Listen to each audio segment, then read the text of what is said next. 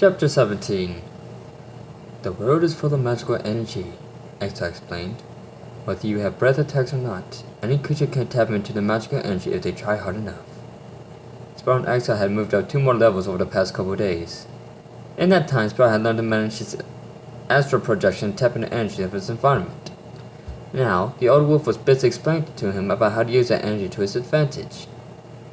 How do I do that, though? Spyro puzzled over how to go about starting off. If I want to use a certain element, would I need to be in the right environment? A true warrior is always resourceful and always open-minded. Exile twirled a finger in a circle. Being able to use each element requires patience to learn its specific requirements. Okay. Spyro furrowed as she tried to grasp what the wolf was saying. What was the first element you learned to use? Fire. Then we chose up with that. Exile stepped back in motion for Spyro to go into a meditative stance. Spyro did so and closed his eyes. Like you've been doing. Find the energy around you and concentrate on it. Spyro felt his body relax and the blue mist rise in the room again. As his training had progressed, the mist had gotten thicker and stronger. As he zeroed in on the mist, he began to see colors. It wasn't immediate, but there was a flash of red, a spark of yellow, and even a hint of green zipping in and out of the stream of magic. Do you see it? Exile asked patiently as he watched Purple Drax's expression. I see it. Spyro barely moved his head in a nod. Good. Now take the energy and hold it. Spyro paused for a moment. Then slowly he lifted his paw and extended it towards the stream. He focused on the red flashes, and after a couple of failed attempts, he managed to pinpoint the element. Exile's brows rose when he saw embers, and smoke began to melt again in front of Spyro's paw. You're doing well, Spyro, he coached gently, not wanting to break the dragon's concentration as it was a delicate procedure he was going through. The embers continued to grow into a ball of fire, and were still continuing to increase in size. Now, stop, Exile ordered, content that Spyro had gotten his first look at his acquiring magic. Slowly open your eyes. Spyro's lips lifted and his mouth fell open.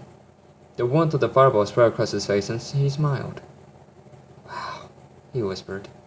No sooner had he spoken than the fireball shot away from him across the room. A berry of magic reflected back at him and struck him in the chest and exploded on impact. Spyro cried as he was blown back to the far wall.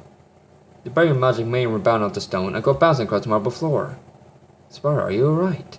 Exile heard the dragon sighed. For a moment Spyro didn't answer, but soon began to cough.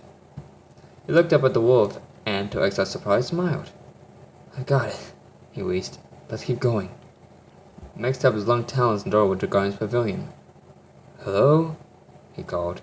Is anyone home? Yeah, come in, Candace called. Max ducked in on the curtain and gave the room a quick sweep. Trimmer lay on his bed beside Candace and flaming embers sat in the corner together as always. All around the room were books and potted plants that didn't require much sunlight, if any at all. All of the irons were set in a neat and organized fashion, and Max shook his head. He was always amazed at how clean the guardians kept the place. Wow, do you guys ever make a mess of things? He asked with an amused chuckle. The other directors had all had a good laugh. It's not that we aren't messed to begin with, Flame replied. We're guests here, and it's our duty to keep things neat and clean no matter where we are. Tell that to the wolves, Chimera muttered. Max tilted his head curiously, unsure of what the other guardian was getting at. Well, I was going to ask Tremor, the Black Dragon continued. Do you want to have a rematch in sparring court? I mean, if you're up to it. If not, I'll understand. The Raptor bowed his head slightly apologetically, remembering the dragon's ordeal the last time. No thanks, not today. Tremor sighed as he laid his head back down on top of his paws. Although, if you're looking for a smart match, you might try asking Cinder. The other dragon raised a brow, and Max faintly detected the green dragon's almost suspicious tone. She might be able to teach you a few things that I can't. Well, Max paused, his heart began to race. I don't know. I mean, spar with Cinder? Tell you what, Flame popped down and rose off his bed. I'll spar with you. I'm curious to see how I'd fare against you. Max stared at the Red Guardian, and the smile spread across his long, narrow muzzle. Alright, he chirped excitedly. Let's go. Wait for me, Amber called, and dashed after them as both mirrors stuck beneath the curtain. When they were gone, Candace turned to look down at Tremor. So, what's wrong with you? She asked worriedly. You hadn't moved from that spot for days now, Tremor. It's nothing, the other dragon sighed.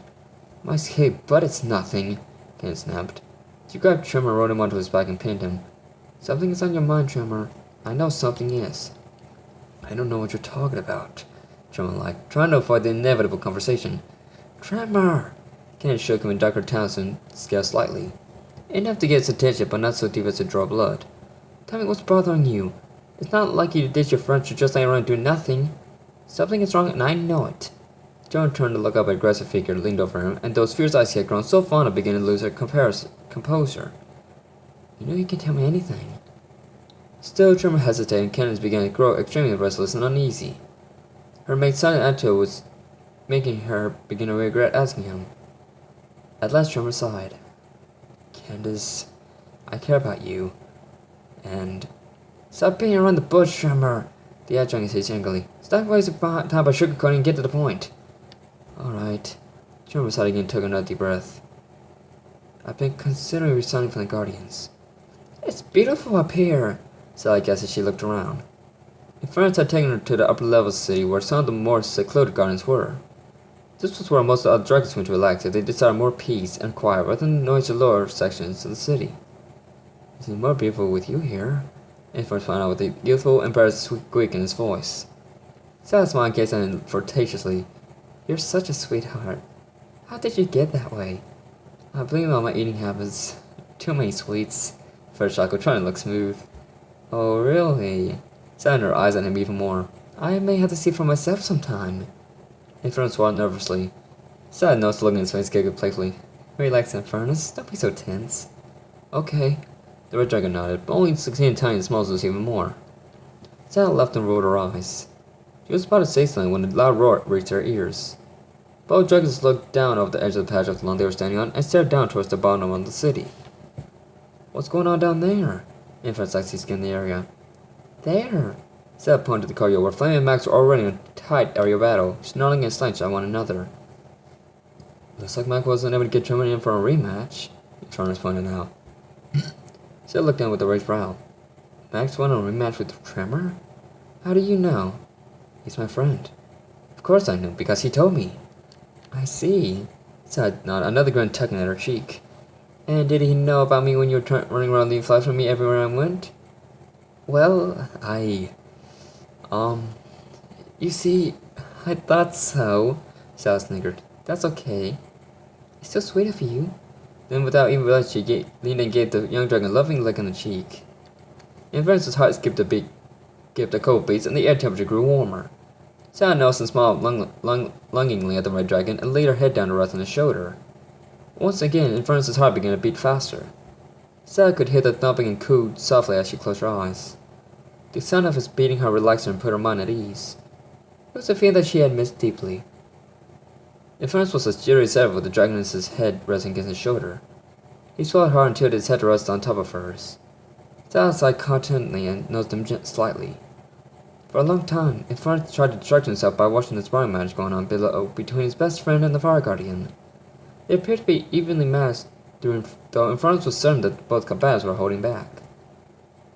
Over an hour passed before Max and Flame called it quits. They both left with one another as they landed and were greeted with great enthusiasm by the onlookers. Infernus spotted the pink dragon as Amber rub up against Flame's chest before giving him a kiss on the cheek. He smiled as he started to think about what it would be like if there were him and Stella down there. After a moment, he glanced outside and stared at her for a long time. Sensing his movement, Stella cracked one eye. Something wrong? She asked. Nope. Infernus sighed as he took in the sight of the gorgeous dragoness. The rays of sun made her even more stunning up close. After a long pause, Infernus spoke again. Stella, do you like me at all? The Lion Guardian lifted her head off her shoulder and stared him in the eye. Of course I like you. Why would you ask? No reason. Infernus averted his gaze and looked down at the procession of the dragons falling after Flame and Max. He looked at the way Flame had a swing dragged around his mate's shoulders, holding her close. Sally followed his gaze and saw what he was looking at. When she turned back to Infernus, she saw that he had his swing extended. She grinned and scaled closer to him and allowed him to cover her shoulders. The warmth of the sun seemed to intensify across Stella's back as the heat from the fire-blazed wing membrane soothed her. Infernus' heart leaped for joy when the Guardian sidled up next to him, brushed her side against his. Her touch sent a tingle of excitement through him, and his scales routed in response. He had never met a girl like Stella before, but all he knew was that he liked her a lot. Feeling somewhat braver, he turned and rubbed his snout against her forehead.